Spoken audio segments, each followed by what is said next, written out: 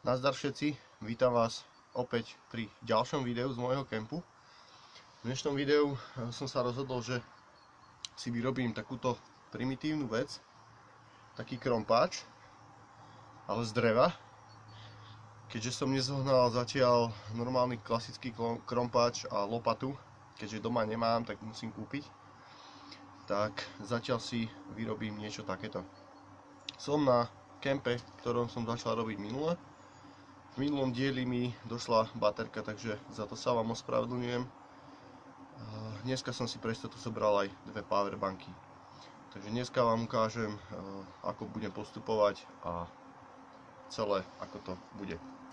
Ja som si to sekerou opracoval, ten konár daný. A teraz to nožom potrebujem spraviť do takého špicu. Samozrejme používam pritom moru, ako môžete vidieť, tak to ide veľmi, veľmi pekne.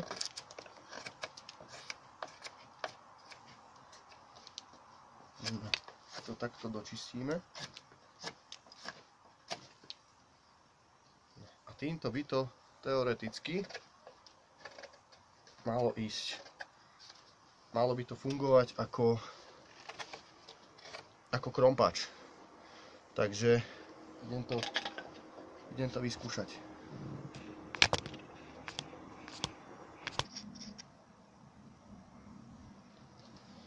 Takže primitívny nástroj.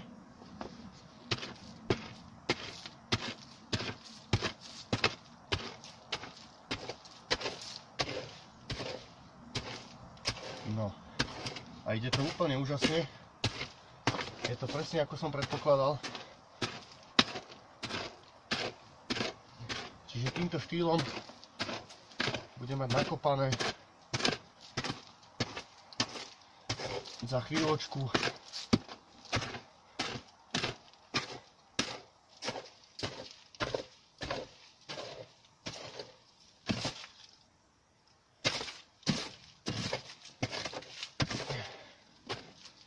môžete vidieť, za chvíľku mám nakopanú veľkú kopu. Takže ono to pôjde. Niekde, kde budú skaly, tak to budem trošku inak riešiť. Ale primitívny nástroj, ale funguje to veľmi dobre. Keďže tu je dosť veľká záťaž, tu je taká hrubšia časť, čiže tá váha mi dopomáha k tomu, aby som mohol kopať. Tak, takýmto štýlom to budem pokračovať ďalej. No a zistil som, že toto môžem použiť aj ako ohreblo, keďže to má taký super tvar. Tak to, čo nakopem, jednoducho takto vyhrniem. Čiže budem postupovať o dosť rýchlejšie, čo ma veľmi teší. Keďže minule som tu robil asi 4 hodiny a nebolo po mne poriadne vidieť nič, tak teraz to pôjde o dosť rýchlejšie.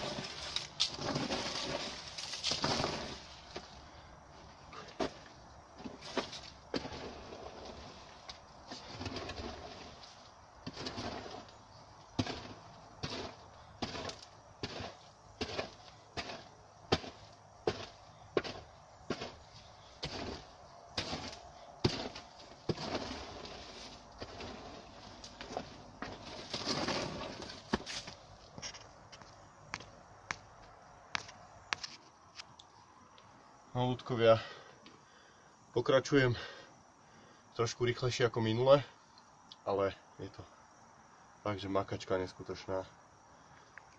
Skopal som asi 20 cm do zeme, do hĺbky.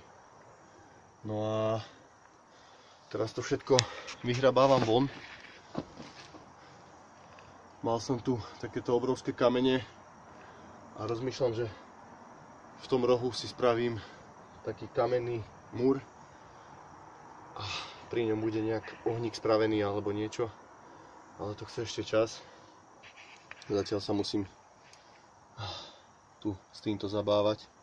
Ako môžete vidieť, táto úroveň má nejakých 20 čísel, čo som už skopal dole, a to len pomocou primitívneho systému, takže pomaličky to pôjde.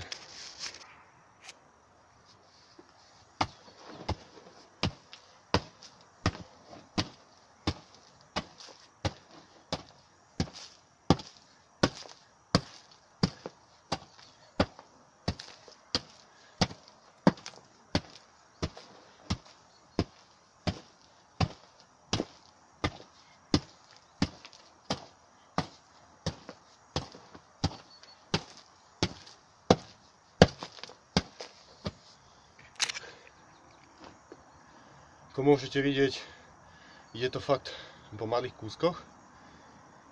No ale už minimálne za nejakých 8 fúrikov, zhruba odhadom, som odtiaľto vyhrabal von. Vlastne vyhrabujem to zatiaľ pred skalu. No a uvidíme, ako to pôjde ďalej, ale ide to fakt pomaly. Takže za chvíľu.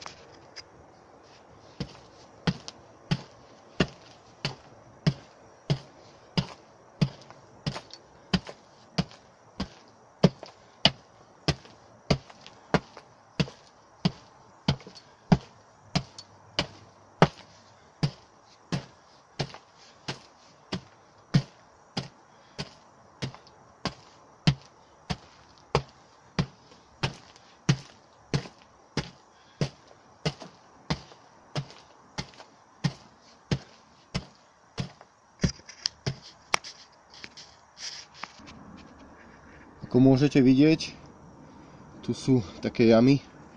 Teraz tam v rohu mám tie skaly obrovské. Som ich musel vykopať, keďže mi to tu robilo galivu. No a tu môžete vidieť, že akú výšku som už dole vykopal. No a budem pokračovať ďalej a ďalej. No a celé to vyčistím. A bude to krásne.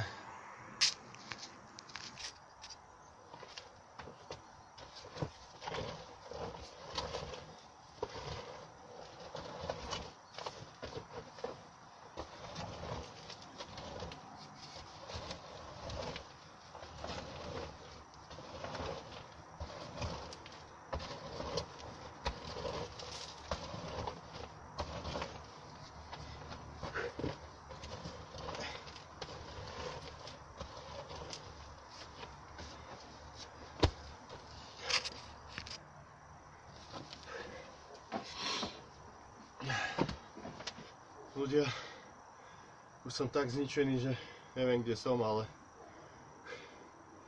je to strašný zaberák, už som si zodral aj to drevo, ale stojí to za to. Aj takýmto primitívnym spôsobom sa dá veľa vecí vyriešiť.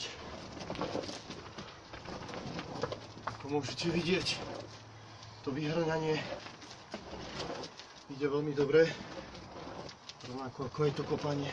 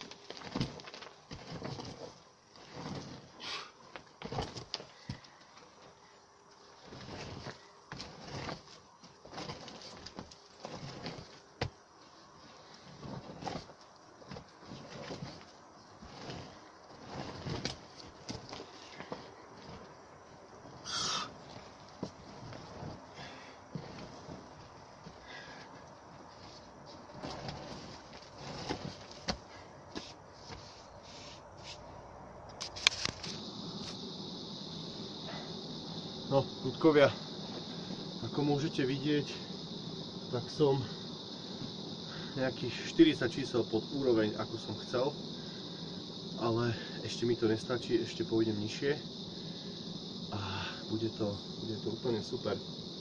Mám tu ešte takýto šuter, ktorý chcem vybrať, varím si akurát kávu, no a čo iné mi ostáva ako kopať ďalej a relaxovať.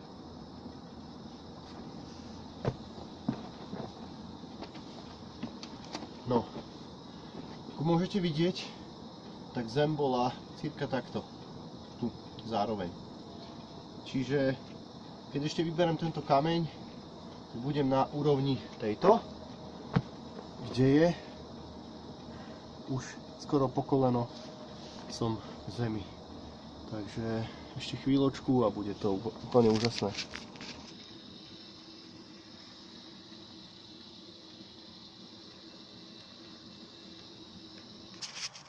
No a takto to vyzerá pred tým bunkrom, pred tým kempom. Tam v tej diere vlastne kopem.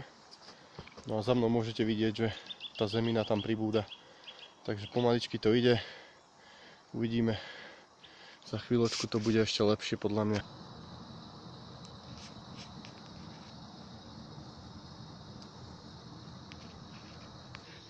No a tieto veľké balvany za mnou, tak tie použijem na stavbu takej piecky provizornej.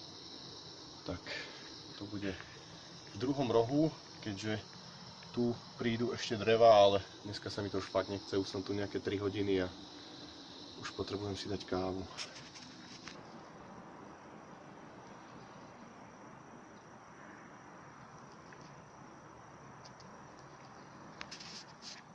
No ľudkovia, môžete vidieť, že tie drevá, ktoré som oprel, tak oni tam majú dosť veľký význam, vlastne mi tam nefučí a bude tam teplejšie, teda keď tam ako je tá zemina, tam bude vlastne iba taký vchod na šírku ramien, no a potom vnútri celá tá plocha, ktorú ešte skopem nejakých pol metra dole, tak tam budú 2 prične, v strede spravím nejaký provizorný stolík z nejakého kmeňa a tam budem fungovať.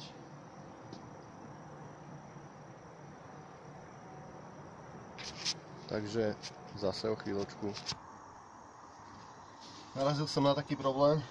Mám tu obrovskú skalu, takže budem ho musieť nejakým štýlom vysekať von, čo bude dosť pracné. Ale ja som si zobral špachtlu, takúto, takže na bežné škrabanie steny.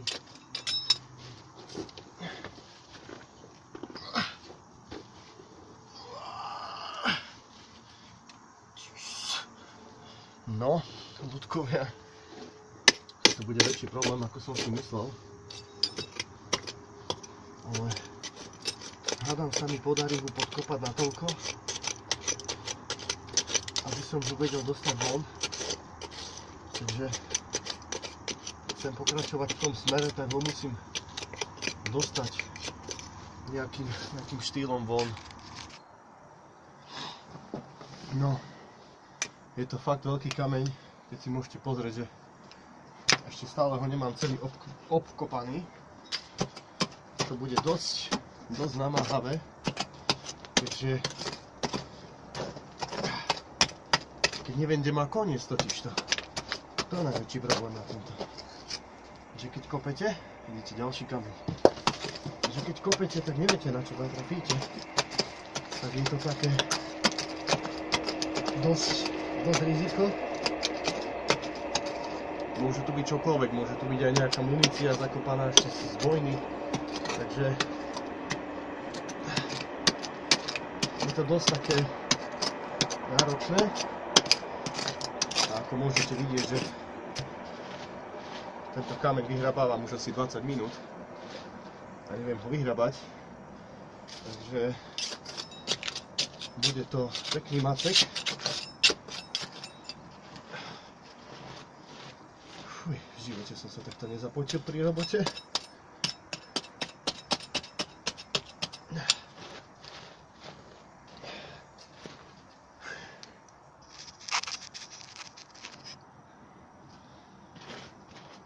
Ľudia, tento kameň ma raz privezie do hrobu.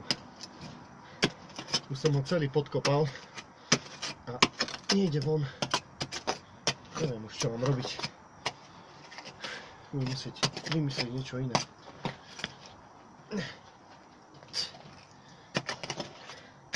Najhoršie je na tom to, že on je celý dookola ešte obložený ďalšími kameňmi, takže je to také namáhavejšie.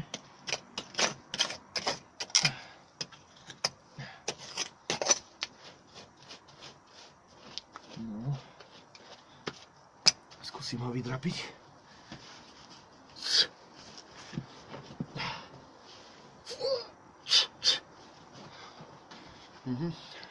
Tak ešte chvíľu.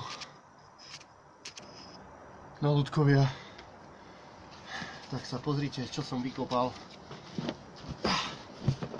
Akú svinu veľkú.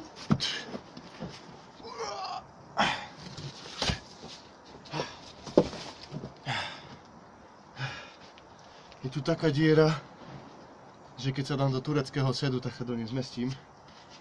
Fuj.